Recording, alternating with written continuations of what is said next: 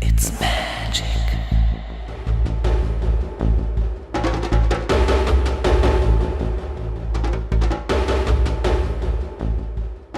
It's magic.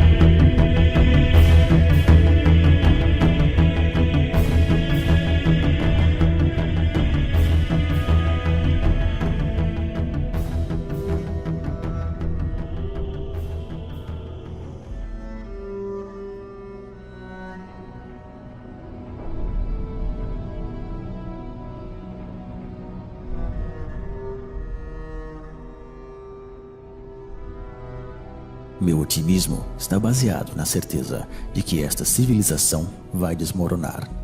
Meu pessimismo em tudo aquilo que ela faz para arrastar-nos em sua queda.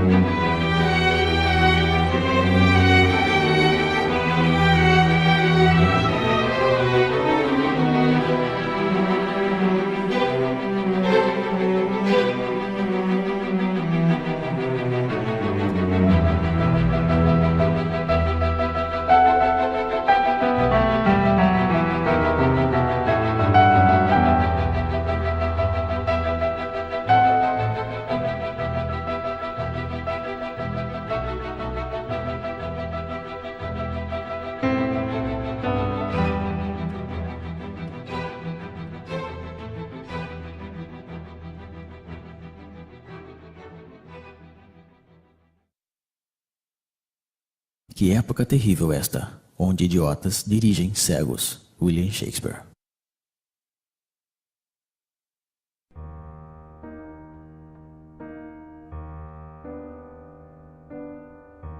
A servidão moderna é uma escravidão voluntária, aceita por esta multidão de escravos que se arrastam pela face da terra.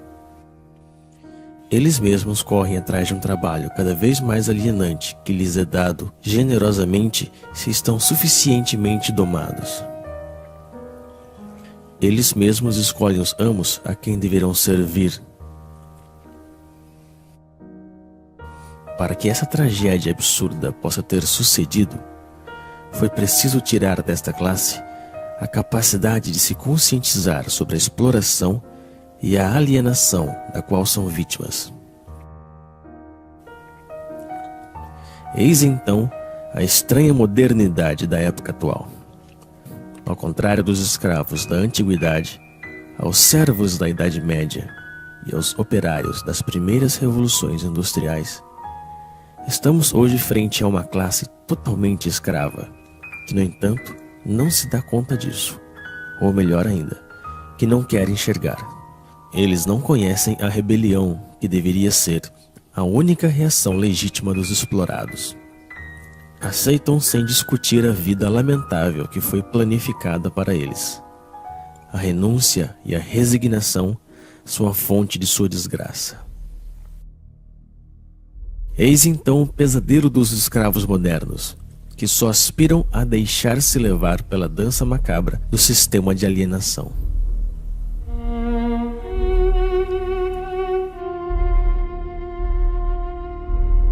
A opressão se moderniza, estendendo por todas as partes as formas de mistificação que permitem ocultar nossa condição de escravos.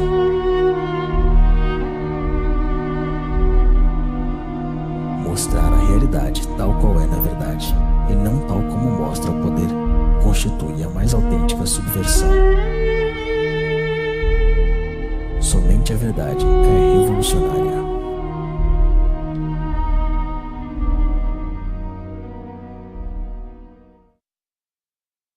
O urbanismo é a tomada do meio ambiente natural e humano pelo capitalismo, que, ao desenvolver-se em sua lógica de dominação absoluta, refaz a totalidade do espaço como seu próprio cenário.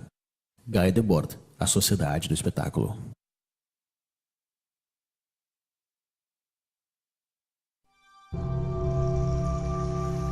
À medida que o homem constrói seu mundo com a força do trabalho alienado, o cenário deste mundo se converte na prisão onde terão que viver. Um mundo sórdido, sem sabor, nem odor, que leva consigo a miséria do modo de produção dominante. Este cenário está em eterna construção. Nada nele é estável. A remodelação permanente do espaço que nos envolve se justifica pela amnésia generalizada e pela insegurança na qual devem viver seus habitantes. Trata-se de refazer tudo à imagem do sistema. O mundo torna-se a cada dia mais sujo e barulhento, como uma usina. Cada parcela deste mundo é propriedade de um Estado ou de um particular.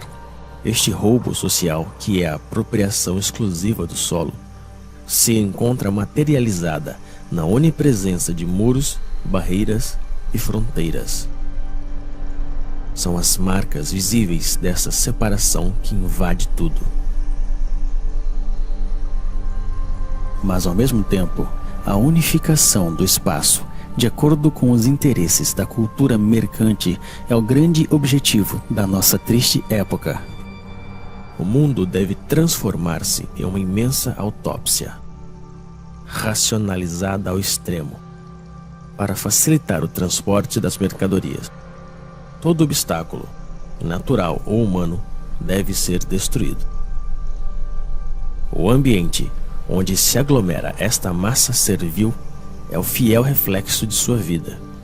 Se assemelha a jaulas, a prisões, a cavernas. Porém, contrariamente aos escravos e aos prisioneiros, o explorado dos tempos modernos deve pagar por sua jaula.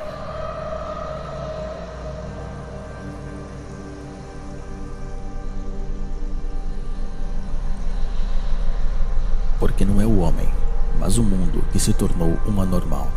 Anthony Artaud.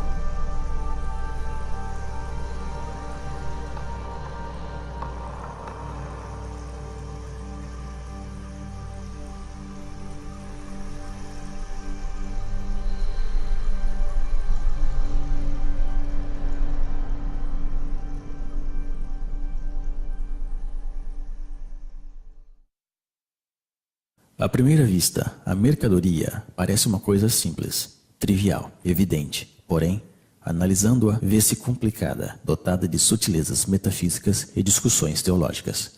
O Capital, Karl Marx. É neste lugar estreito e lúgubre, onde o escravo moderno acumula as novas mercadorias que deveriam, segundo as mensagens publicitárias onipresentes, trazer-lhe a felicidade e a plenitude. Porém, quanto mais acumula mercadorias, mais ele se afasta da oportunidade de ser feliz. Que aproveita o homem ganhar o mundo inteiro e perder sua alma? Marcos, capítulo 8, versículo 36. A mercadoria, ideológica por essência, despoja de seu trabalho aquele que a produz e despoja de sua vida aquele que a consome. No sistema econômico dominante, já não é mais demanda que condiciona a oferta, mas a oferta que determina a demanda. Então é assim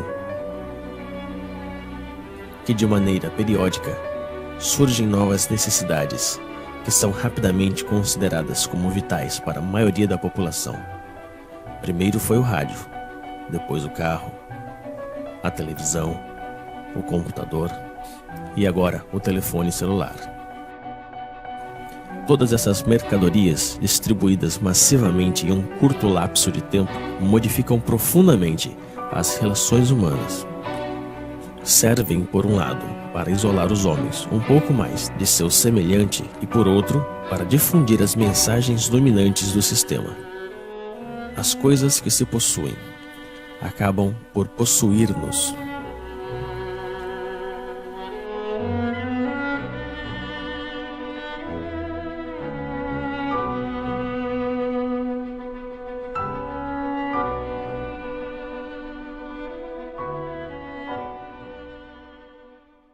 O que vem a ser alimento para um é veneno para outro. Paracelso.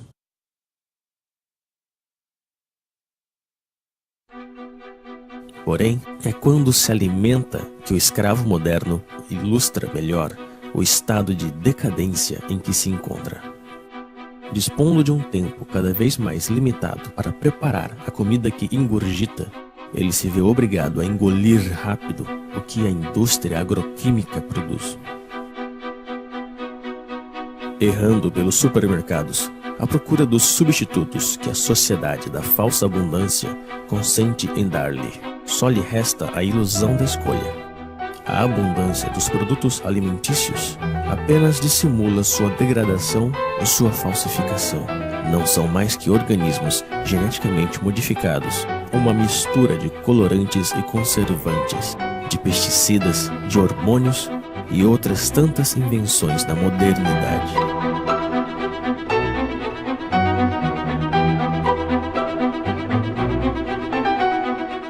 O prazer imediato é a regra de todo modo de alimentação dominante. Também é a regra de todas as formas de consumo, e as consequências que ilustram essa forma de alimentação se veem em todas as partes. Mas é frente à indigência da maioria que o homem ocidental goza de sua posição e de seu consumo frenético. Em vista disso, a miséria está em todos os lados, onde reina a sociedade totalitária mercante. A escassez é o reverso da moeda da falsa abundância. E num sistema que promove a desigualdade como critério de progresso, mesmo se a produção agroquímica é suficiente para alimentar a totalidade da população mundial, a fome nunca deverá desaparecer.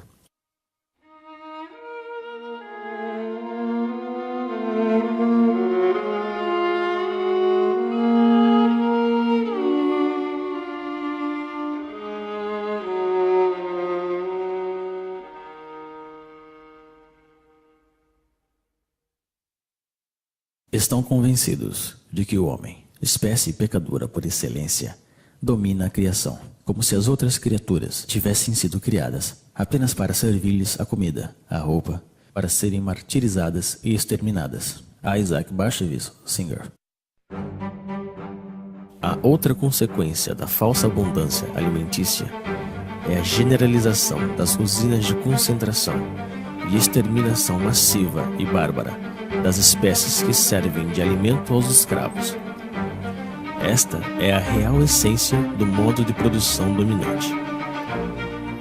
A vida e a humanidade não resistem ante o desejo de proveito de certos indivíduos.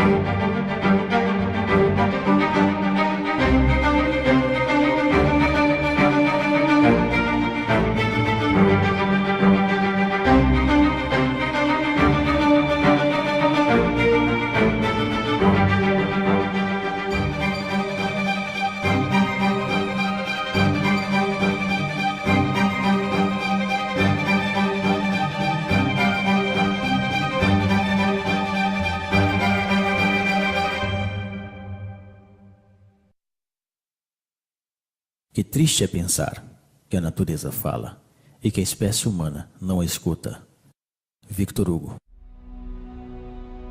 É a expoliação dos recursos do planeta, a abundante produção de energia ou de mercadorias, o lixo e os resíduos do consumo ostentoso hipotecam a possibilidade de sobrevivência de nossa Terra e das espécies que nela habitam. Porém, para deixar livre o curso ao capitalismo selvagem, o crescimento econômico nunca deve parar. É preciso produzir, produzir e reproduzir ainda mais. E são os mesmos poluidores que se apresentam hoje como salvadores potenciais do planeta. Esses imbecis da indústria do espetáculo, patrocinados pelas empresas multinacionais, tentam convencer-nos de que uma simples mudança em nossos hábitos seria suficiente para salvar o planeta de um desastre. E enquanto nos culpam, continuam poluindo sem cessar nosso meio ambiente e nosso espírito. Essas pobres teses pseudoecológicas são repetidas pelos políticos corruptos em seus slogans publicitários. Porém, nunca propõem uma mudança radical no sistema de produção. Trata-se, como sempre, de mudar alguns detalhes para que tudo fique como antes.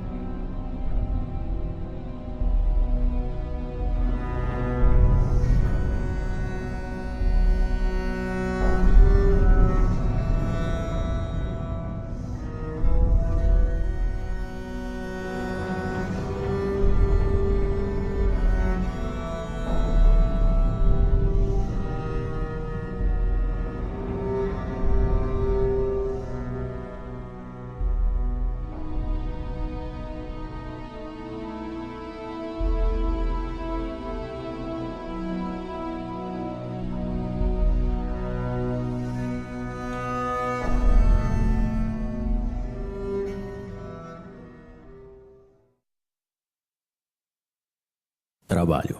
Do latim, tripalium, 3 paus, instrumento de tortura.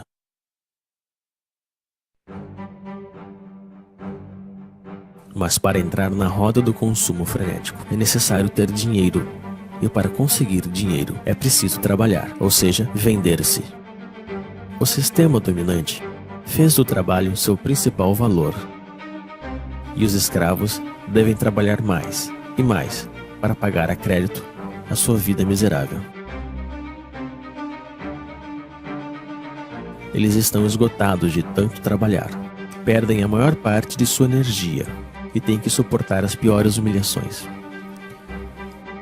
Passam toda a sua vida realizando uma atividade extenuante e insidiosa que é proveitosa apenas para alguns. A invenção do desemprego moderno tem como objetivo assustá-los e fazê-los agradecer sem parar a generosidade do poder que se mostra tão generoso com eles. Que fariam sem esta tortura que é o trabalho? E são essas atividades alienantes que são apresentadas como libertadoras. Que mesquinhez e que miséria!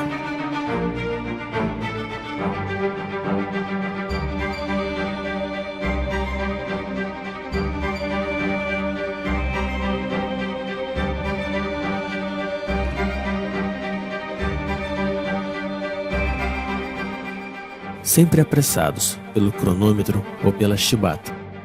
Cada gesto dos escravos é calculado a fim de aumentar sua produtividade.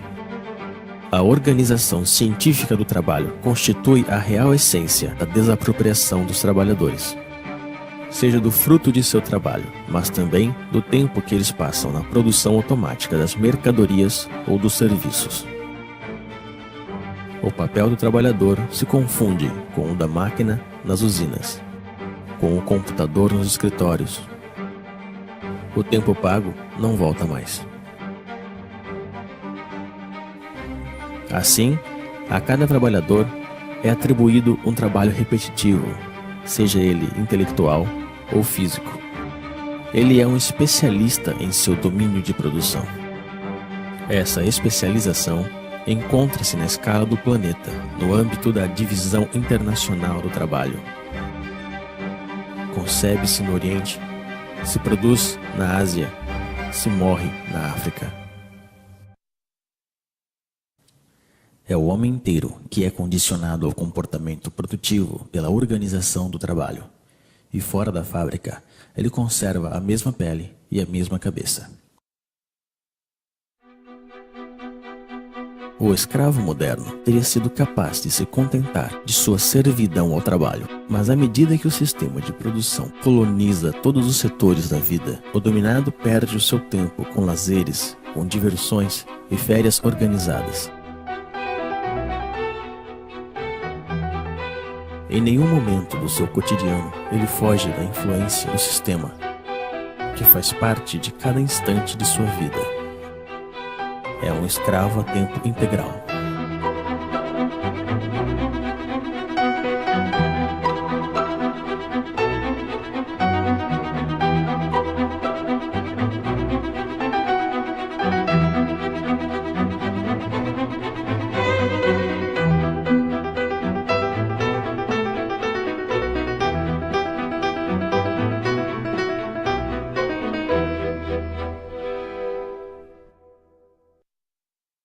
A medicina faz-nos morrer mais. Plutarco.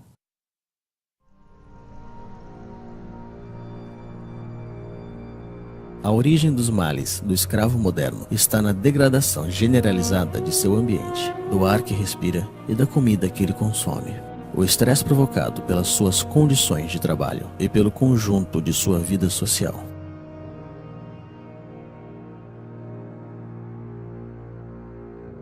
Sua condição subserviente é um mal que nunca encontrará remédio.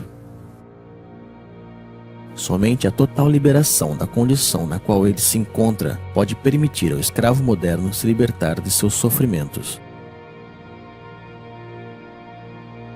A medicina ocidental só conhece um remédio contra os males dos quais sofrem os escravos modernos: a mutilação. É a base de cirurgias, de antibióticos ou de quimioterapia que se trata aos pacientes da medicina mercantil. Nunca se trata a origem do mal, senão que as suas consequências. pelo motivo de que essa busca da origem do mal nos conduziria inevitavelmente à condenação fatal da organização social em toda a sua totalidade.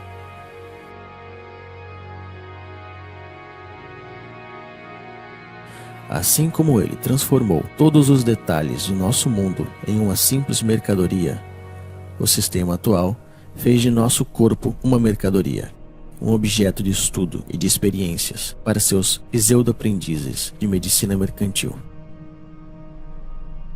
Os donos do mundo já estão prontos para patentear os seres vivos. O sequenciamento completo do DNA do genoma humano é o ponto de partida de uma nova estratégia posta em ação pelo poder.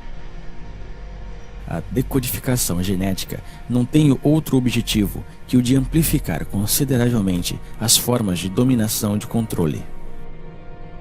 Depois de tudo, nosso corpo também não nos pertence. De tanto obedecer, adquirimos reflexos de submissão. Anônimo. O melhor de sua vida foge entre seus dedos, mas ele prossegue assim, pois já está acostumado a sempre obedecer. A obediência se tornou sua segunda natureza.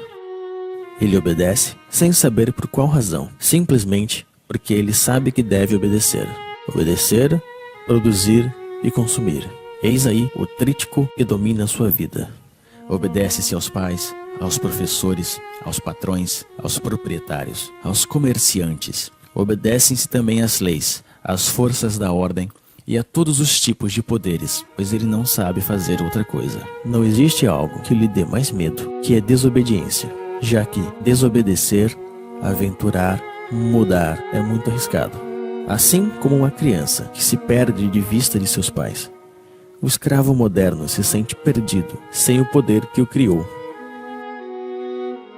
Então, ele continua obedecendo. É o medo que nos fez escravos e que nos mantém nesta condição. Baixamos a cabeça frente aos donos do mundo. Aceitamos essa vida de humilhação e de miséria somente por medo. No entanto, dispomos da força numérica frente a essa minoria que governa. A força deles não sai de seus policiais, mas de nosso consentimento. Justificamos nossa covardia diante do enfrentamento legítimo contra as forças que nos oprimem com um discurso cheio de humanismo modernizador. A rejeição da violência revolucionária está ancorada nos espíritos daqueles que se opõem ao nome dos valores que este mesmo sistema nos ensinou. Porém, quando se trata de conservar sua hegemonia, o poder não hesita em se vestir da violência. Sob um governo que prende qualquer homem injustamente, o único lugar digno para um homem justo também é a prisão. Henry David Thoreau, A Desobediência Civil. No entanto, ainda existem indivíduos que escapam ao controle das consciências, mas estão sob vigilância. Todo ato de rebelião ou de resistência está de fato assimilada a uma atividade desviada ou terrorista. A liberdade só existe para aqueles que defendem os imperativos mercantis. A oposição real ao sistema dominante, infelizmente, é totalmente clandestina. Para estes opositores, a repressão é a regra em uso. E o silêncio da maioria dos escravos frente a essa repressão está justificado na aspiração mediática e política que nega o conflito existente na sociedade atual.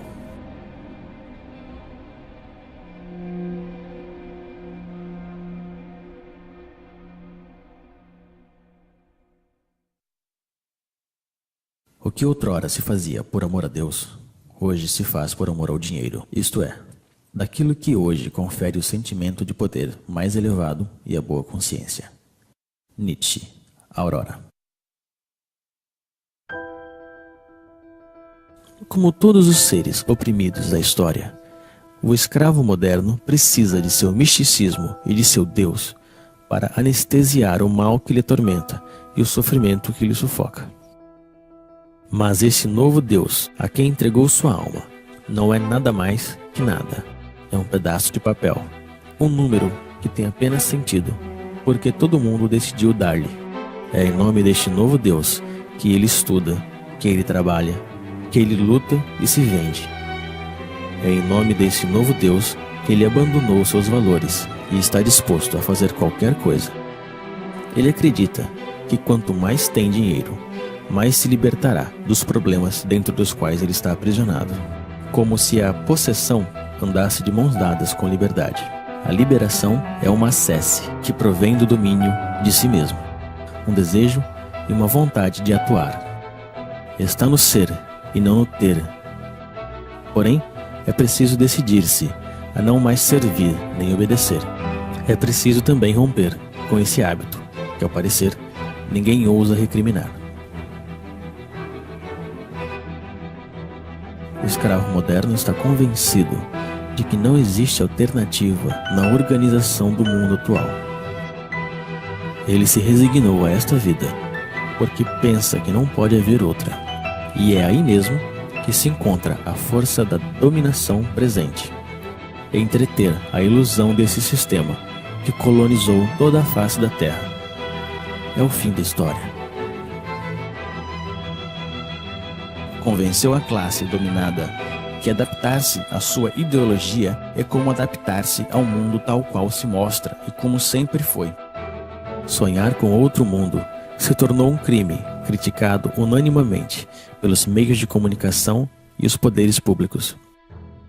O criminoso, na realidade, é aquele que contribui, consciente ou não, na demência da organização social dominante. Não existe loucura maior que a do sistema atual. E, se não, fica sabendo, ó rei, que não serviremos a teus deuses, nem adoraremos a estátua de ouro que levantaste. Antigo Testamento, Daniel, capítulo 3, versículo 18. Frente à devastação do mundo real, é preciso que o sistema atual colonize a consciência dos escravos. É por isso que no sistema dominante, as forças de repressão são precedidas pela dissuasão, que desde a infância realiza sua obra de formação de escravos. Eles devem esquecer-se de sua condição servil, de sua prisão e de sua vida miserável. Basta olhar esta multidão hipnotizada frente às telas que acompanham sua vida cotidiana.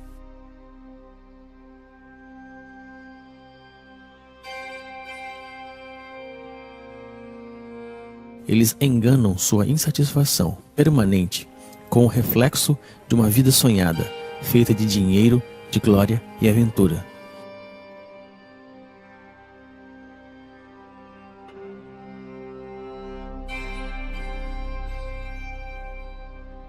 Mas seus sonhos são tão lamentáveis como sua vida miserável.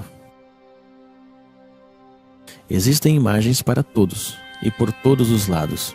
Essas imagens levam consigo a mensagem ideológica da sociedade moderna e serve de instrumento de unificação e de propaganda.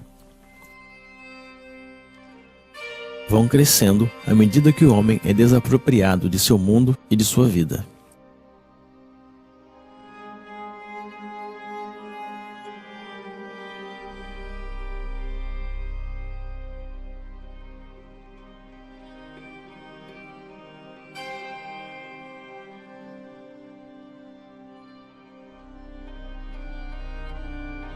A criança é a primeira vítima dessas imagens, pois se trata de sufocar a liberdade desde o berço.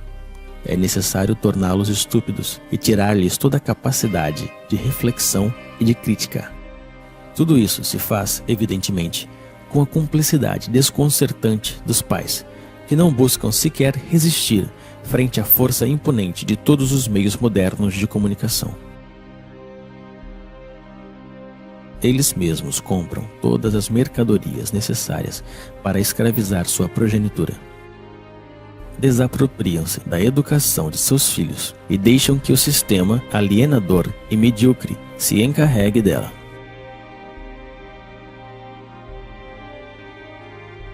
Existem imagens para todas as idades e para todas as classes sociais.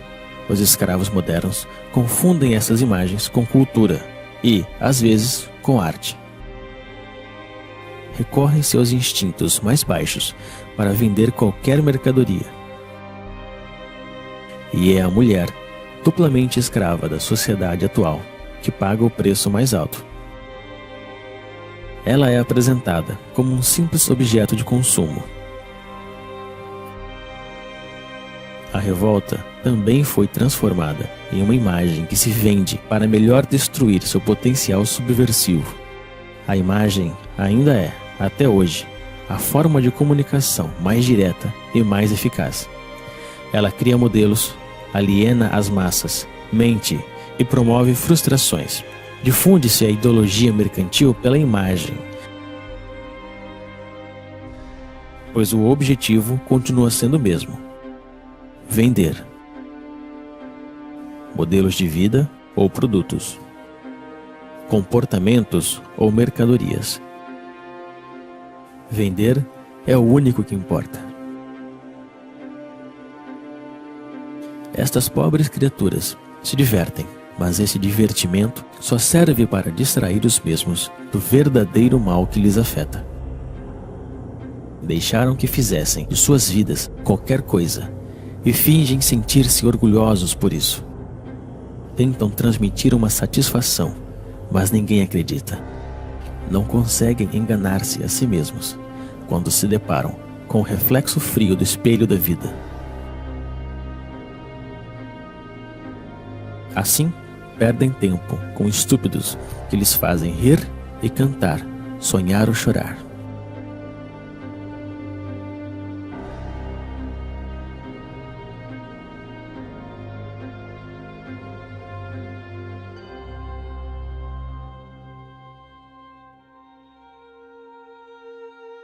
Através do esporte mediatizado, se representa o êxito e o fracasso, os esforços e as vitórias que os escravos modernos deixaram de viver em seu cotidiano. Sua insatisfação lhe incita a viver por procuração frente ao aparelho de televisão.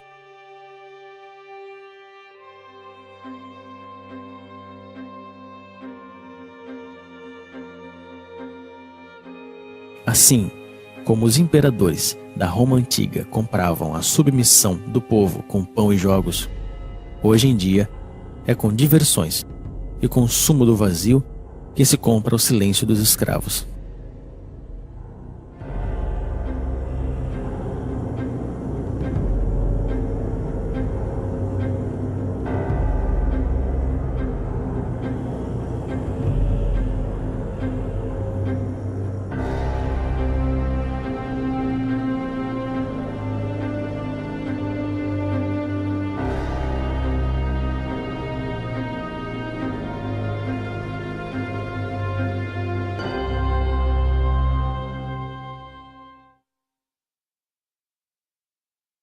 Nós acreditamos que dominamos as palavras, mas são as palavras que nos dominam.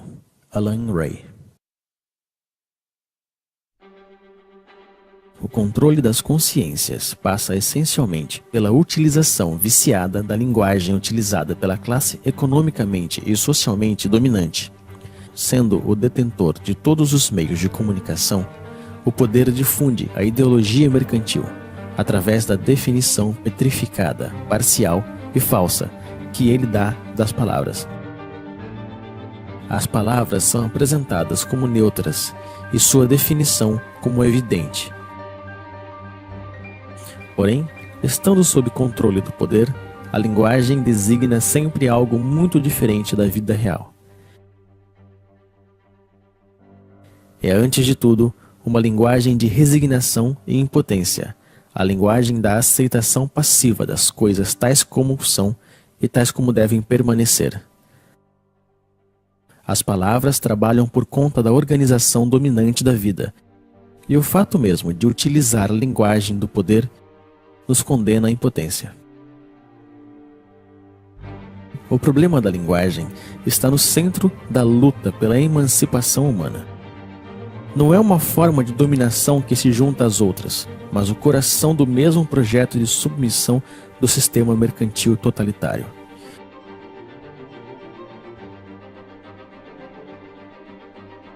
Para que uma mudança radical surja de novo, é preciso uma tomada radical da linguagem e também da comunicação real entre as pessoas.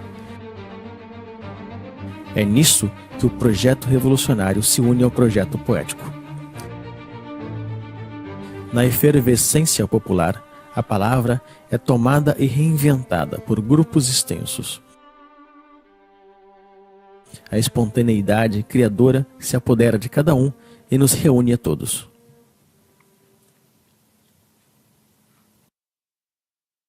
Votar é abdicar.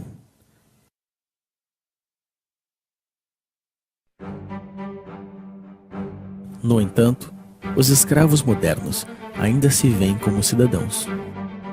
Eles acreditam que votam realmente e decidem livremente quem vai dirigir seus negócios, como se eles ainda tivessem escolha. Apenas conservaram a ilusão. Vocês acreditam que ainda existe uma diferença fundamental quanto à escolha da sociedade na qual nós queremos viver entre o Partido Socialista e a direita populista da França, entre os democratas e os republicanos dos Estados Unidos, entre os trabalhistas e conservadores do Reino Unido? Não existe oposição, pois os partidos políticos dominantes estão de acordo sobre o essencial, que é a conservação da atual sociedade mercantil. Não existem partidos políticos susceptíveis de chegar ao poder que duvidem do dogma do mercado. E são com esses partidos que a cumplicidade mediática monopoliza as aparências. Discutem por pequenos detalhes, esperando que tudo fique onde está. Brigam por saber quem ocupará os lugares oferecidos pelo parlamentarismo mercantil. Estas estúpidas briguinhas são difundidas pelos meios na intenção de ocultar um verdadeiro debate sobre a escolha da sociedade na qual desejamos viver. A aparência e a futilidade dominam profundamente o afronto e as ideias. Tudo isso não se parece, nem de perto e nem de longe, a uma democracia. A democracia real se define primeiro e antes de tudo pela participação massiva dos cidadãos na gestão dos interesses da cidade.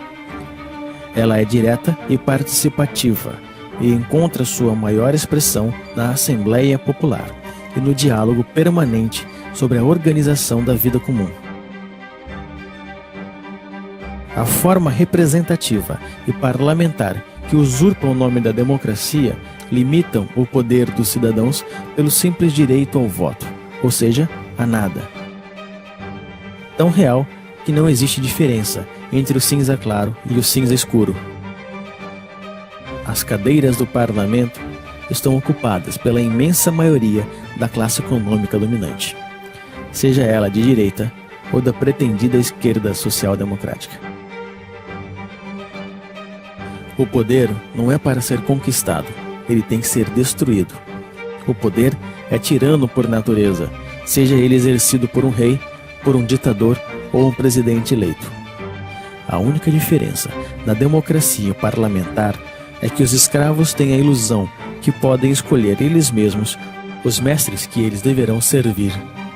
O direito ao voto fez dos mesmos cúmplices da tirania esmagadora.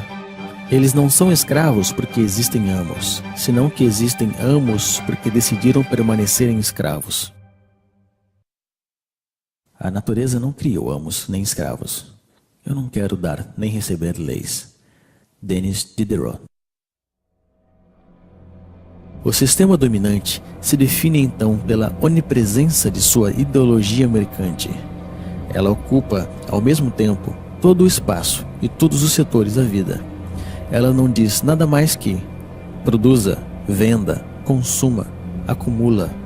Ela reduziu todas as relações humanas em relações mercantes e considera nosso planeta como uma simples mercadoria.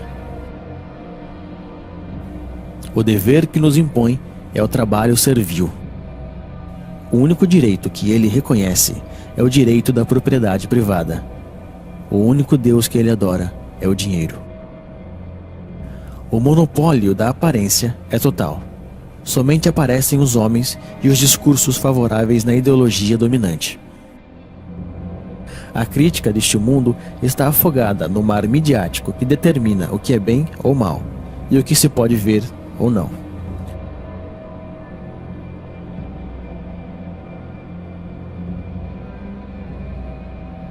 A onipresença da ideologia, o culto ao dinheiro, monopólio da aparência, partido único disfarçado de pluralismo parlamentar, ausência de uma oposição visível, repressão sob todas as formas, vontade de transformar o homem e o mundo. Eis o verdadeiro rosto do totalitarismo moderno que chamamos de democracia liberal. Porém, é necessário chamá-la pelo seu verdadeiro nome: o sistema mercantil totalitário.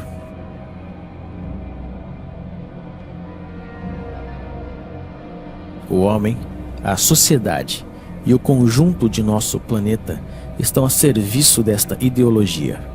O sistema mercantil totalitário realizou o que nenhum totalitarismo conseguiu fazer antes: unificar o mundo à sua imagem.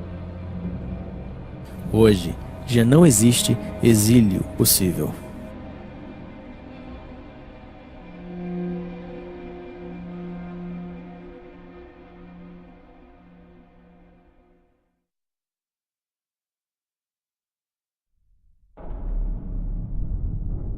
À medida que a opressão se estende por todos os setores da vida, a revolta toma aspecto de uma guerra social. Os motins renascem e anunciam a futura revolução.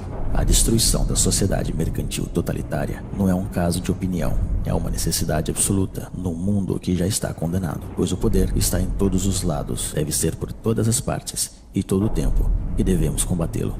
A reinvenção da linguagem, o transtorno permanente da vida cotidiana, a desobediência e a resistência são as palavras mágicas da revolta contra a ordem estabelecida. Mas para que desta revolta surja uma revolução, é preciso unir as subjetividades em uma frente comum. É na unanimidade de todas as forças revolucionárias que devemos trabalhar. Isto só se pode conseguir quando temos consciência de nossos fracassos passados. Nem o reformismo estéril, nem a burocracia totalitária não podem ser uma solução para nossa insatisfação. Trata-se de reinventar novas formas de organização e de luta. A autogestão nas empresas e a democracia direta na escala comunal constituem as bases desta nova organização, que deve ser anti-hierárquica, tanto na forma quanto no conteúdo. O poder não é para ser conquistado, ele deve ser destruído.